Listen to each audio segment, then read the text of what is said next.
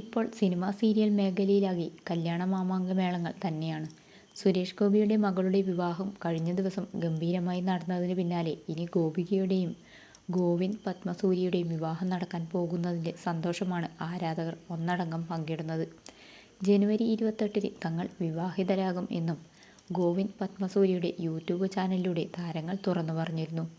ഇതിനു പിന്നാലെ ഇപ്പോൾ ഓരോ ദിവസവും ജിപിയുടെ യൂട്യൂബ് ചാനലിലൂടെ വിവാഹമേളങ്ങളാണ് ആരാധകരിലേക്ക് എത്തുന്നത്. ഇതിനു മുന്നോടിയായി ഇപ്പോൾ സ്വർണമെടുക്കാൻ പോയതിൻ്റെ വീഡിയോയാണ് ജിപി പങ്കുവച്ചിരിക്കുന്നത്. പതിവ് പോലെ ജിപിക്കൊപ്പം ഗോപികയും വീഡിയോയിൽ എത്തുന്നുണ്ട്. താൻ സാധാരണ ഒരുപാട് സ്വർണമൊന്നും ഇടുന്ന ആളിൽ നിന്നും എന്നാൽ വിവാഹമായതുകൊണ്ട് സ്വർണം എടുക്കേണ്ടത് നിർബന്ധമായതിനാലാണ് ഇത്തരത്തിലൊരു തീരുമാനമെടുത്തതെന്നും ഗോപിക പറയുന്നു. അതുകൊണ്ട് തന്നെ വിവാഹത്തിന് വാങ്ങിയതും അത്തരത്തിലുള്ള കളക്ഷനുകളും തന്നെയാണെന്നും ഗോപിക പറയുന്നു. അതേസമയം തന്നെ സ്വർണത്തെപ്പറ്റിയുള്ള വ്യത്യസ്ത കാഴ്ചപ്പാടും അഭിപ്രായവുമാണ് ജിപി പങ്കുവച്ചിരിക്കുന്നത്.